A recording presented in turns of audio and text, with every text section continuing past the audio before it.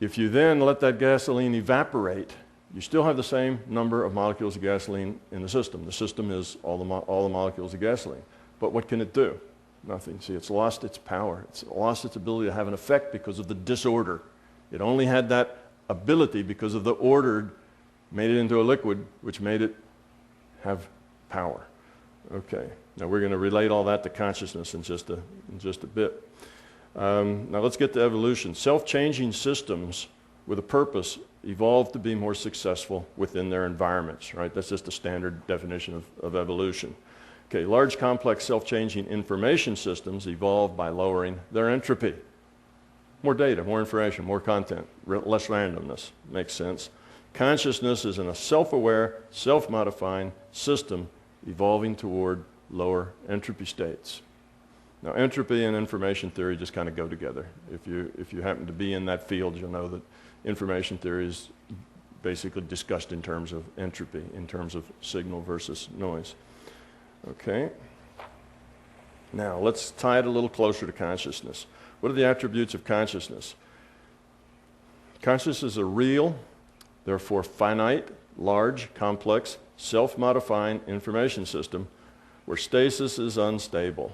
Stasis is always unstable. Stasis means that the entropy doesn't change. It doesn't evolve, it doesn't de-evolve, it just stays the same. And you might imagine that means you could evolve or de-evolve a little bit, but your average stays the same. It doesn't work in the long term. In the long term, it either runs up, it evolves, or it runs down, it de-evolves. It's unstable to think that it can always bounce around. It may do that for a while. Long term, doesn't work in large complex systems. Okay, here's one that'll seem like a leap. It's not a leap if you go to the books where this is derived, but love is the nature of a low entropy consciousness. Okay, now that may make some sense to you. Think of, let's say, two different groups of people. I'll try to make this make a little more sense to you. On this one group, they cooperate, they're caring, they're helpful. This is the love group, right? It's all about each other. Then you have, and what do? They tend to construct, build, support, reinforce, right? You have all those kinds of building, constructing sort of things going on within that kind of community. If somebody's barn burns down, they all come around and build them another one, right? It's that kind of a community.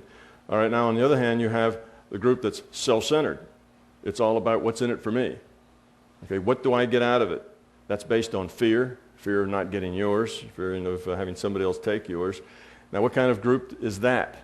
That's a group where it's hard to build anything, because if you build something up, somebody else wants to take it.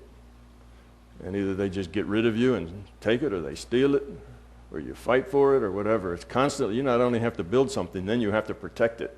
You know, and if you pick up sides, so there's kind of safety in numbers, then the sides begin fighting with each other. You create wars. That sounds like the place we live, right? That's that sort of people. Okay, well that is a system of high entropy, right? And what do you have there? You have tearing down, dissolving, pulling apart. As things get built up, they get torn back down again. Okay, so that's the difference. So think of that and think this idea that love is the nature of a low entropy consciousness. So you have consciousness, it lowers its entropy, it becomes love, because that is the most optimum way to interact with another being, interact with love.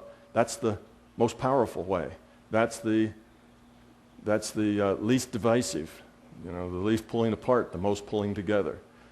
Okay, so that then, we'll make more of that, I guess, on the next slide. So the attributes. Consciousness has input, which is just experience. Memory. If you don't have memory, then every experience is your first. You can't make anything out of it. It's hard to evolve. You have to have a purpose, some reason for doing whatever it is you do, and that purpose, of course, for consciousness is to lower its entropy, lower the entropy of the system. For biological systems, that purpose is to procreate and survive, right? That's the purpose that kind of drives us. And then you have to have processing. Processing enables you to decide whether what you're doing is meeting your purpose or going away from your purpose, right? It kind of tells you what you're going. Are you winning or losing here? So if we look at those things, input, memory, process, purpose, in the last, self-modifying. You have to be able to change yourself. If you can't change yourself, then nothing happens, right? We can't have evolution without change. Now, there are lots of systems evolve. There's lots of, it's not like a necessarily miraculous to have a self-changing complex system. Your economy is a self-changing complex system. Technology is a self-changing complex system. The technology we have now is dependent upon the technology we had before now. It evolves. It changes. Okay? It has its own things that it changes against, need and cost and other kinds of parameters that are its purpose. So lots of things are self-changing complex systems. So these things are really the attributes of life. All sentient life. Think of anything that's sentient. What sentient means is that it interacts. If a thing is sentient, it will interact with you. You do something to it, it responds. Okay? That's what it means. So yes, people are sentient, but so are frogs and bumblebees. They will interact. That means they have the ability to learn. They have this input, interact with their environment, memory, even if the memory's cellular. It doesn't have to be intellectual. The memory can be in your DNA. Processing, purpose, self-modifying. That's life. Something that's alive. Something that interacts. That's basically it. Well, consciousness is alive. Okay. I'm going to go through a quick summary because we've covered a whole lot of points. We're going to go through these quickly. So what we've got so far is that consciousness is best modeled as a superset. Now, by superset, I mean a set that our physical is the subset. The physical is derived from the superset. Consciousness is the superset, the physical the subset. Okay, consciousness is best modeled as a superset, a self-modifying digital information system capable of computing virtual realities. The larger consciousness system evolves by lowering the entropy of the system. It lowers the entropy of the system by organizing the bits at its disposal in a more profitable configuration. Okay, we're just kind of logically putting the pieces together here. Feedback of the results of previous choice allows us to modify future choice. Okay, now, where do we come from? Where do we fit into this? What's our piece in this picture?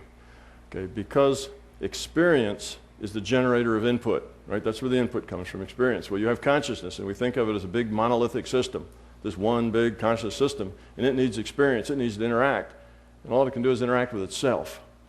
Not very profitable, not very dynamic, not a lot of novelty there from which to create new information, new organization.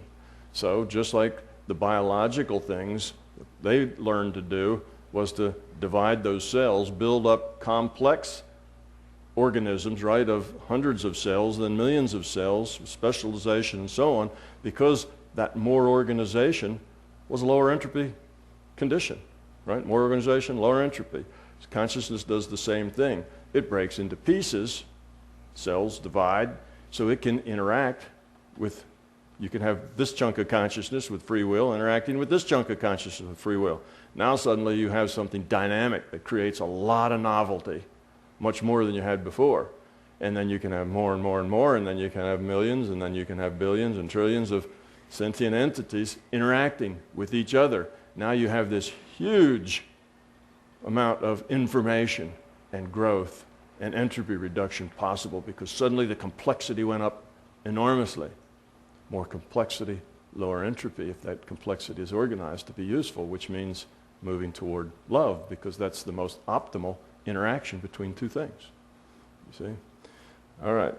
So that gives us purpose and the positive direction of that purpose. Okay, so what's our purpose here? Our purpose is to evolve the quality of our consciousness, to grow toward love. So we can define things, positive versus negative, good versus bad, evolution, de-evolution, morality, immorality. We define these things, the positive, the good, the morality, the evolution, the spiritual growth. Those are all things that lower the entropy of your consciousness, raise the quality of your consciousness. And the negative, the evil, the immorality, the fear, all that are things that increase the entropy of your consciousness. More randomness, okay? Not as productive. So you see how we're kind of building up this model? What this is now, this is a model of reality. A big toe is a model. So you think of it in terms as a way of constructing things so that we can think about them and make sense. Okay, so now we have purpose and a positive direction of evolution and us defined.